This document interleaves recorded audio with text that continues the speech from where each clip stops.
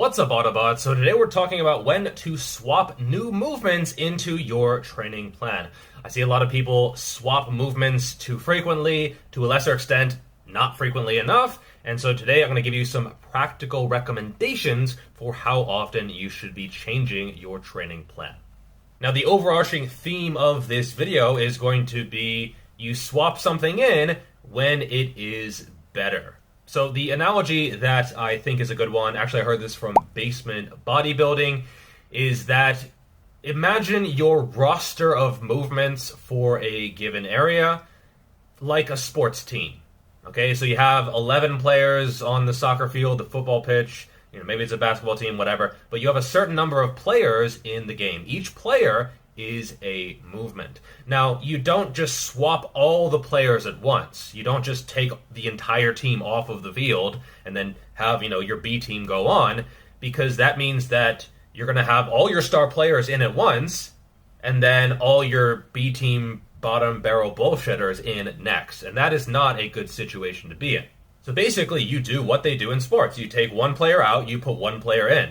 Then you wait a little while, you take one player out, you put one player in. It's the same thing with your training program. I see this a lot. People who do one program for 6 weeks, and then another program for 6 weeks, and another program for 6 weeks, and every program is totally different, and they're not really building any kind of momentum to get to their goals, or their goals are just changing every few months. You want to have a consistent goal and then a consistent way to get towards that. So you can swap in a movement, swap out a movement, but don't swap everything out at once. You are essentially ruining the experiment of training. So the upper body day that I'm doing on the left, you can actually compare it to one that I did a few months ago, like in April or something, and there is a lot of similarities. I'm doing a lot of the same movements, but some are new, some are different. And I have some movements that stay in my program pretty much forever. They are full-time staples. This is like the star player of your team. They are so good that they are literally irreplaceable. Even if they are fatigued, even if they are not getting the same stimulus as they used to, they are still the best possible option for their spot. If you have, a star goalie, you might not need a second goalie on the team, because the first guy is just that good. So often I get questions like, what is the best chest exercise? What is the best biceps exercise? Strangely, I don't get asked, what is the best hamstring exercise? Very often, right? It's almost like people don't care about hamstrings anymore.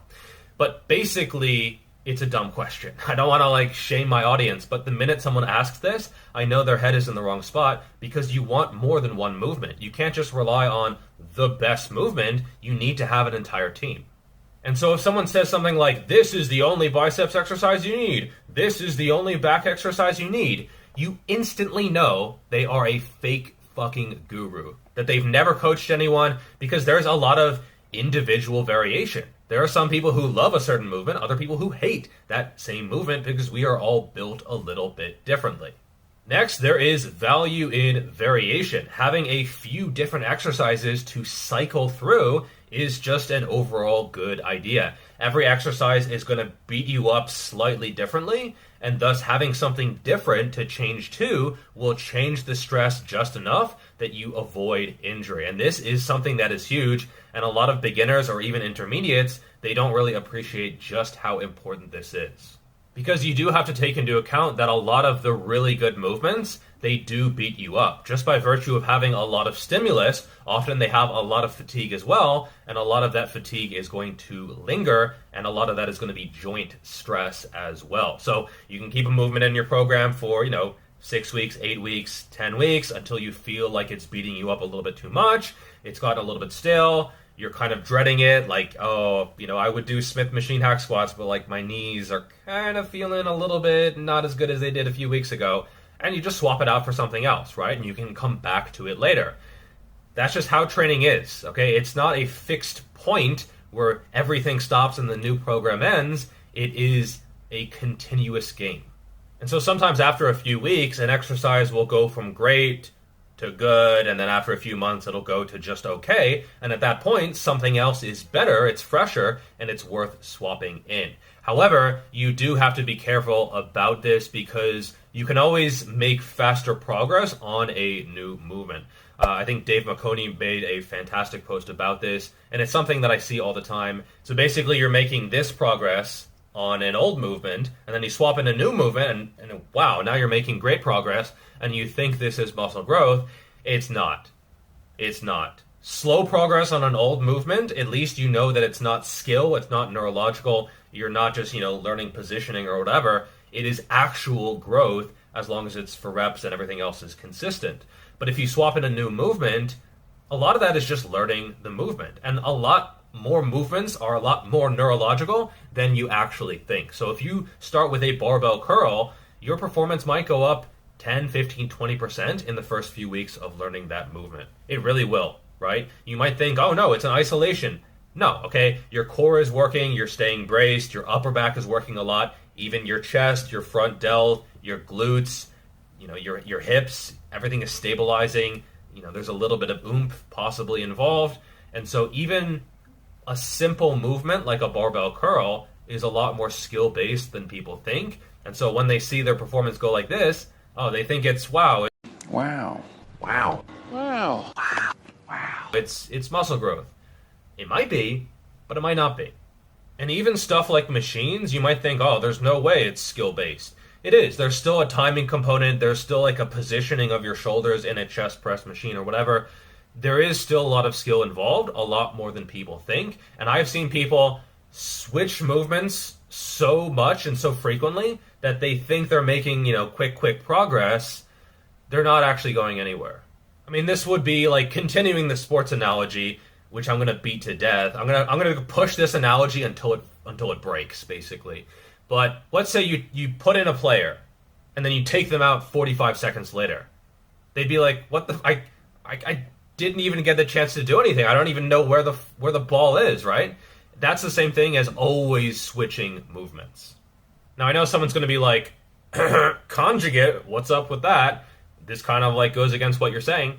I think in this case, because you are maxing out, and because the limiting factor is probably your joints, especially as you get stronger, it might make sense to do a variety of movements, if only to stay in one piece. So let's say you do high bar back squat for a 1 rep max, and then next week you're going to go again. Maybe you want to vary it a little bit. Maybe you want to do low bar. Maybe you want to use safety squat bar. Maybe you want to use bands or chains or something else like that, just to get a slightly different stimulus. To me, this makes sense, but it's still not my cup of tea for hypertrophy. And often in these plans, you'll see the accessory movements be a little bit more stable. And I think if you're just interested in muscle growth, you don't even necessarily need to max out at all. And I've personally found that I take a long time to learn a movement. Maybe it's because I don't have like a super athletic background. I was a cross-country distance runner. I'm not super coordinated. So maybe I just take longer to learn movements. And I've found that I switch movements way less frequently than I used to, and it is to my benefit. And Mario actually had a really good comment on this post, which I will read because I think it sums up this sort of system very well. My approach over the last 5 to 6 years was to run a systemic rotation of key exercises for each muscle group. For example, I will rotate between a total of 5 compound chest exercises over long periods, while keeping 3 chest compounds in the routine at any time. So again, sort of the sports analogy. When it comes time to swap an exercise, I take one out and add one new one to the rotation. The logic is to minimize the switching cost of the new exercise by maintaining a stable stimulus with the other 2. The new exercise was in the rotation 1 to 2 years ago, so after the initial adaptation, I can use it to benchmark my overall chest progress and see if I can hit some new numbers. So this is very similar to what I do and what most advanced natural lifters do. They have a handful, could be 5, could be 6, maybe 4, maybe 3, maybe 7, probably not much more than 7 exercises, so 5 plus or minus 2 roughly, exercises that they really like and are their star players, the one that they can put in the game long term. And they have like 3 or 4 that they have in at any one time, and then they just sort of keep that switching process going. Again, you don't want to have your A team here, and then they all go out, and now you have like the fucking kiddie squat in. And it's going to take time to find your best movements. This is not something that someone can tell you. They can give you some suggestions. You can look at other people in the gym. You can, read some books. You can study some biomechanics. But at the end of the day, you have to go in and train and see and feel what is best for you. This is going to take time. This is almost certainly going to take several years. It's very rare to see someone in their first 1 to 2 years of training where you ask them, you're like, hey, so like, what are your best chest exercises? And they're like, bup, bup, bup, bup, bup. I rotate like this, and I systematize, and then this is when I swatch it. This is super rare, and this is going to take realistically 5, 6, 7 years, maybe 3 or 4 if you're really on point. But it's going to take time. I mean, for reference, I'm really into this shit. It's my job, and it took me 7 years. So I think you can do better than that. You have a lot of resources at your disposal, including me. Sounds dirty. There are a lot of factors that go into this. Are you progressing? If you're still making progress, you're probably going to want to keep it in. If you are stagnated, if you're not really, you're going up, or if you start to go down, that is probably a sign that it should be swapped out. Could be other issues, lifestyle, diet, sleep, etc. But if everything else is going up and this movement is like doing this, you might be better off just swapping it for something else. Also, listen to your body. Joint pain and joint issues and injury, that's going to be the limiting factor in the long term. So if you're doing a movement and it's progressing, but your joint pain is also progressing, well, you might want to change something with the movement, change the rep range, usually higher, change the tempo, but you also might need to swap it out. Now, soreness and pump are often used to try to assess a movement. I don't think soreness is the best metric. Yes, you will get sore from a new movement, especially if you do excessive volume or proximity to failure. But just because you're not getting sore doesn't mean it's suddenly not working. And I think this is a trap that a lot of beginners fall into. Oh, like I've been squatting and progressing, but I'm not getting sore anymore. That's a good thing, right? And it shows that you've adapted to that stress, and now you can start actually making progress. You don't want to constantly and consistently be cripplingly sore, and if you're chasing that, you are probably not going to go very far. As for a pump, it might show that you're sleeping enough and you're getting enough food, especially carbs, but I would say this is not going to be the best indicator of if a movement is good. I mean, you can shorten your rest times, you can use constant tension, but it's not really going to be what is going to stimulate muscle growth anyway. And so I think it might be a factor, but it's a pretty small one. You also do have to take into account your personality. If you're the kind of person who likes novelty, and that's what gets your rocks off with regard to training, well, you might accept slightly slower progress with a little bit more variation. There's nothing wrong with that. And if that keeps you training, that might actually be optimal. So what is optimal has to take into account your personality, your preferences, and sustainability as well. You also might want to consider the technical proficiency rating of an exercise. So basically, how skill-based is a movement. So something like a machine curl, there's not a lot of skill there. There's a little bit, right? Like the timing and, how you move your body, the stretch, etc.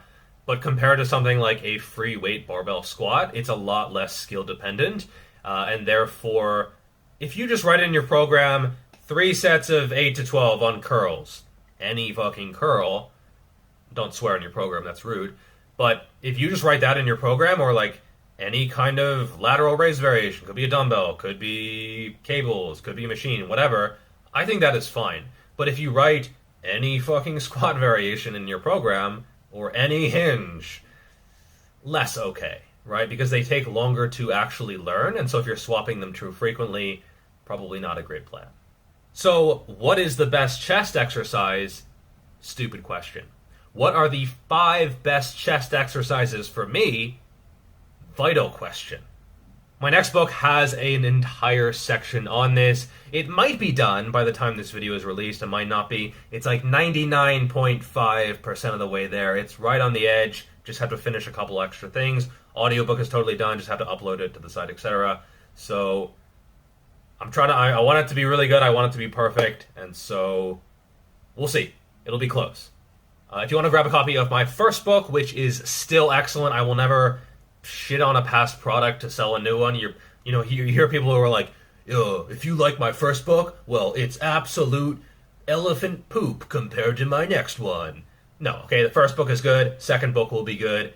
Everything I do, I try to do it good. Well, that is all for this video. Thank you so much for the support. I will see you in the next one. Peace.